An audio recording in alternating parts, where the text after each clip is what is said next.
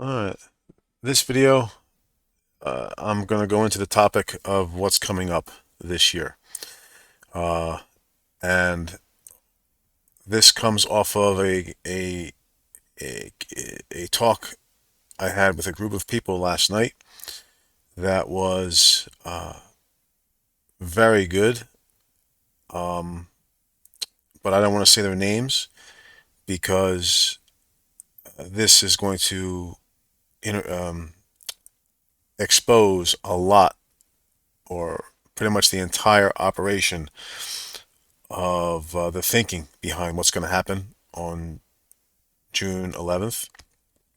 And I don't want to mention their names in this video, but it is because of you guys I had the conversation, and I did not know any of this going into the talk, but this comes from that.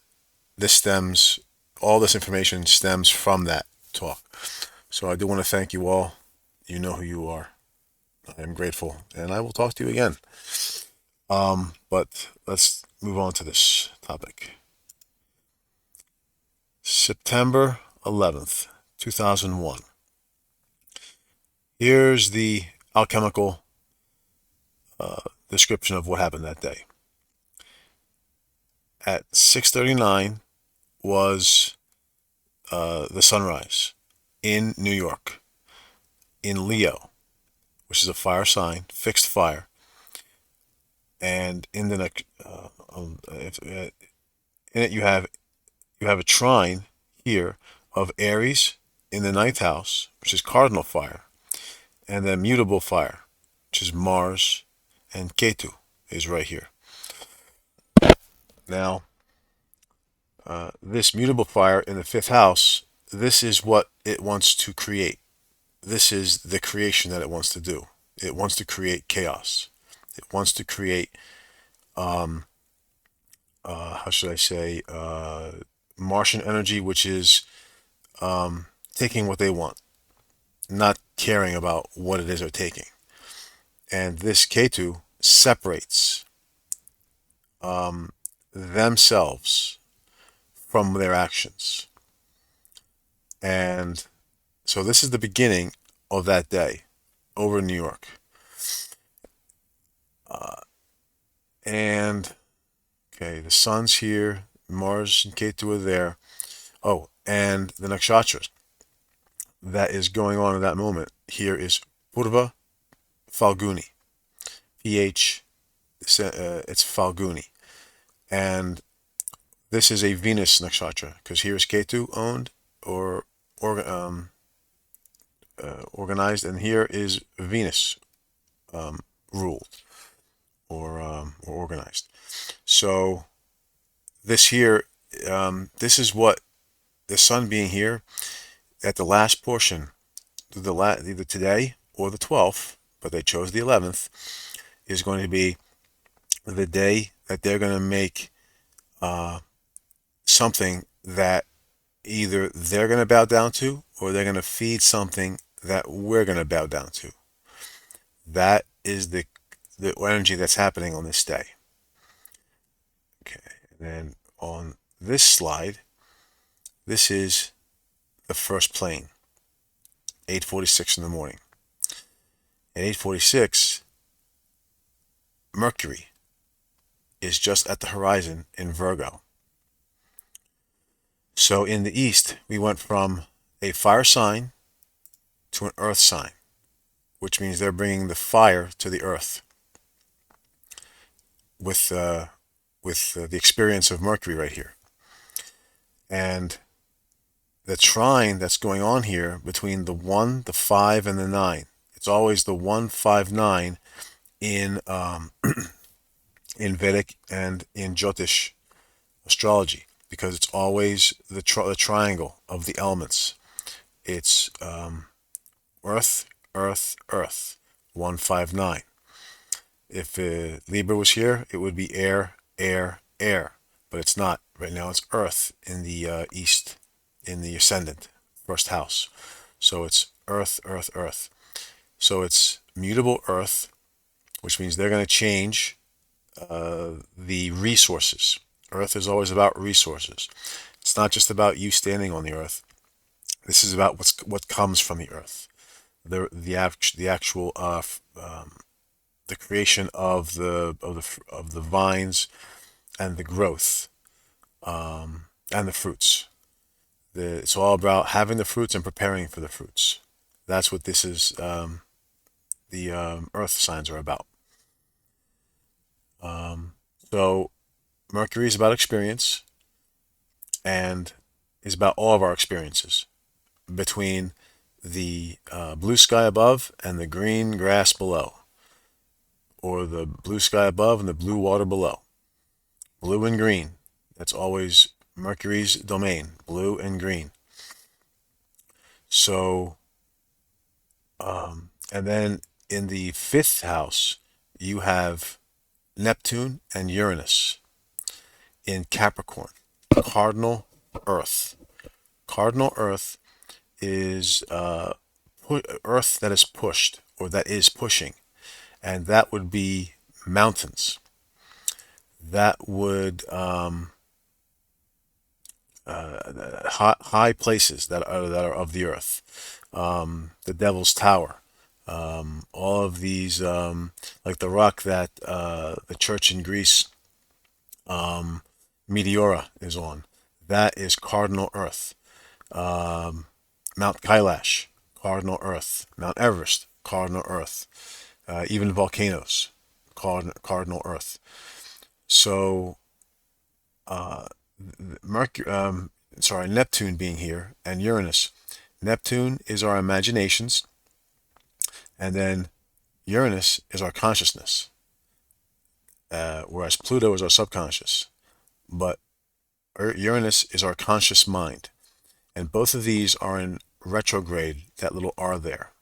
Retrograde means in the sky it is observed the night after night. If you watch that star, it's going in the opposite direction of the normal, the right to left progression every night as you see the stars progress to go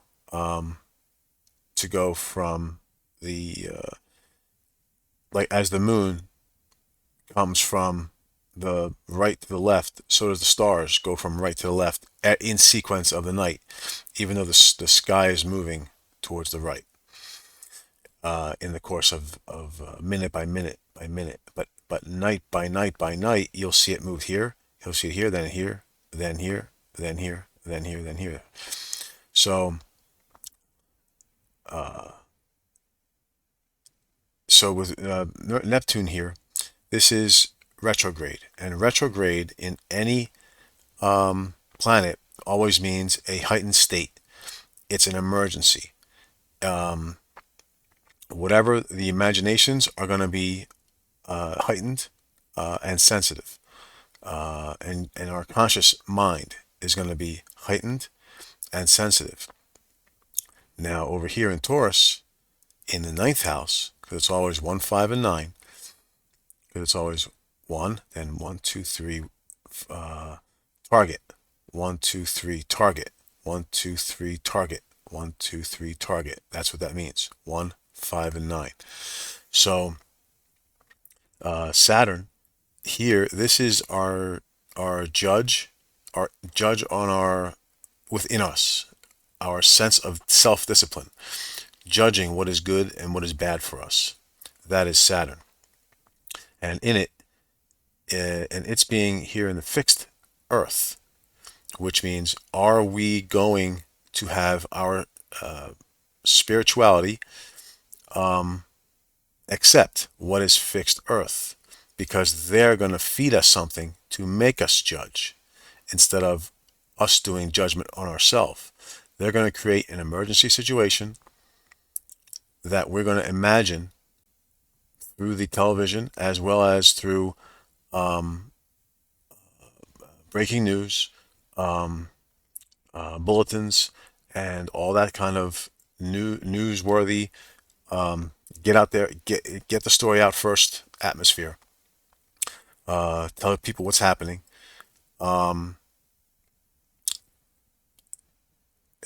and then it's going to connect to Saturn, because Saturn, when you want to judge what your discipline is, the only thing you can rely on is your imagination, which exists between your conscious mind and your subconscious mind. Because with Saturn comes out, the next planet out is Uranus. And in the progression of the planets outward, each next planet out conflicts with the previous, as if it owns it. Okay? It's almost like these two are kind of like mild enemies. But then the next one out is the is the is the first one's enemy. So it becomes the enemy of my enemy becomes my friend. So these two are friends, but these two are mildly in conflict. And that's pretty much the story of all the planets as they go out. So the the sub Saturn can only rely on imagination. Just check time. All right. So in this sequence, so this is what's going to happen. This is when the plane hit the first building. It gave us a shock, emergency imagination event, and it creates our judgment, and it makes us question Earth, our resources. What are we here on this planet for? Okay, that's what they were going for on that day. Now the funny thing is that also on September 11th in Greenwich Mean Time, okay, there was this triangle pointing directly at Rahu in Gemini, nearly conjunct the moon, because the moon is always near Taurus or Scorpio during these rituals. It's always there because the moon is the fastest planet in our sky, besides the movement of the Earth, which is the ascendant. This is the fastest thing in our sky, which is the movement of the Earth itself. The second fastest thing is the moon. So with the moon being here, yes, it's not in Taurus, but it is in, let's go back 10 minutes just so you are, okay, but the moon is September 11th, 2001. The moon is over Orion, which is very close to Taurus. However, with Rahu being here, this makes it all of our attention is focused here, which is what they wanted. Okay, now let me just pause it so I can. Okay, so that was at 6 a.m. Sunrise, where sunrise in New York was. Let me show you. Here was sunrise in New York.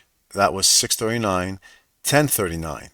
10:39 was Greenwich Mean Time, which is here, 10:39. Now, also, when the first plane hit, it was 12:46. Now at 12:46, you have this special thing right here. You have the Mars and Ketu conjunct with Lilith, conjunct with Rahu and the Moon, and then conjunct with the parts of fortune. Now this is very interesting as well. Let me check on time. All right, I'm almost there. So, and it's again in this sequence. You began with fire in the east is going to come to the earth. Okay. Meanwhile, where less in the middle of the Greenwich Mean Time, you have air law, which is being brought to the water, maritime. That's another thing about this. All right, I got to end it here. So I hope this is for September 11th only. The next one, I'm going to go into Fukushima.